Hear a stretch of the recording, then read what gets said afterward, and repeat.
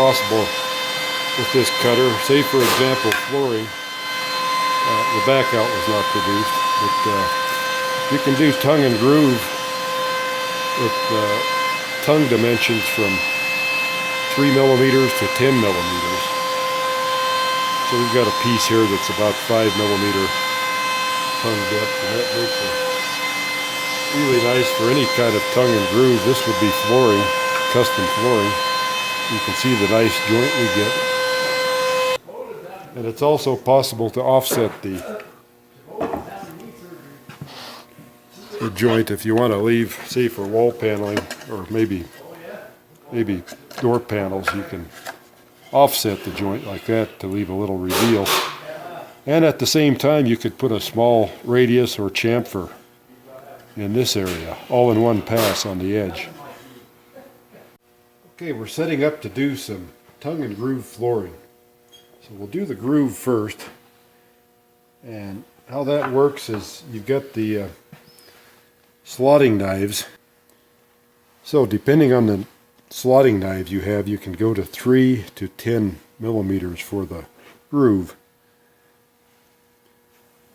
So in this case we're about 6.5. It's flooring. We're making some custom flooring here. So they stack like this, and then to decrease the groove width you shim between them so you can kind of see how they're offset. So I've got my shims figured out here. Once again, a little setup on this cutter, but as you use it you can write your settings down. So we've got 3 millimeters of shim going between there.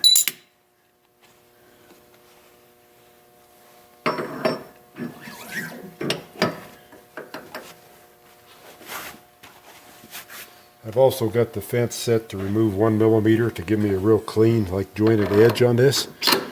But it's also possible that you don't have to offset the fence. I think we're probably getting a cleaner cut there though by offsetting the fence.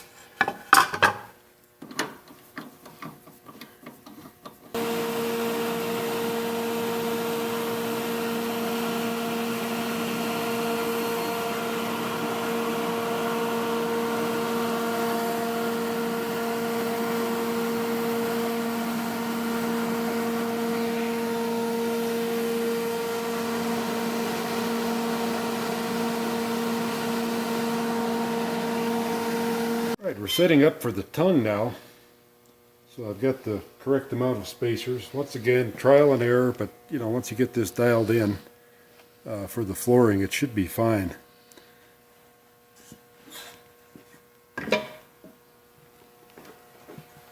So now we have nothing on the cutters, no groovers, nothing. Just put the cutters on and spacers between.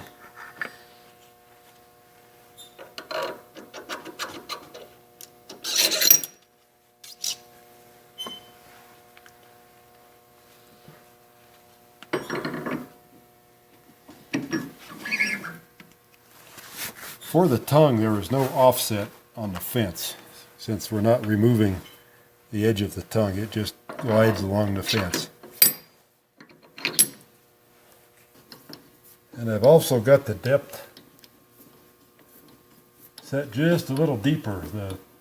It's an 8 millimeter groove, and I've got my depth set to about 8.5, and that's to let that seat so that we get a tight joint at the face.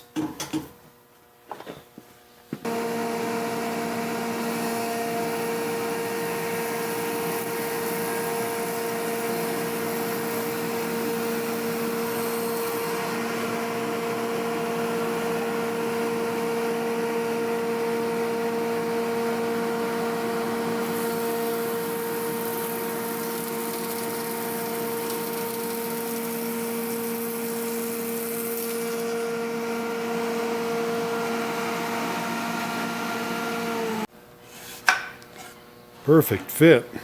You can see we've got just a little bit of gap. That's to allow the face to close in tight. But yes, we're just perfect, flush. There's also the possibility that you can round or chamfer these edges just by inserting into the cutter as we did before. So with the tongue and groove, there's many possibilities with this cutter.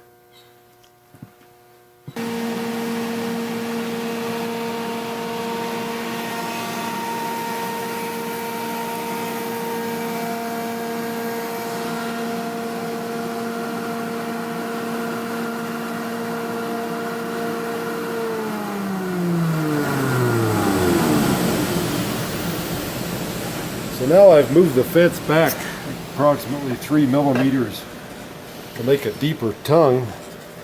Say I was doing some wall paneling where I want a little reveal between the pieces. And again, I could put a little V chamfer, something on here. You do have to be careful, like with paneling with this, because it doesn't leave any room for expansion. So if you've got big expanses, it might be better just to take the standard tongue and groove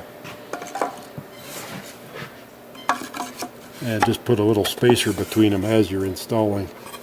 That lets each board expand and contract, but certainly many possibilities with this cutter.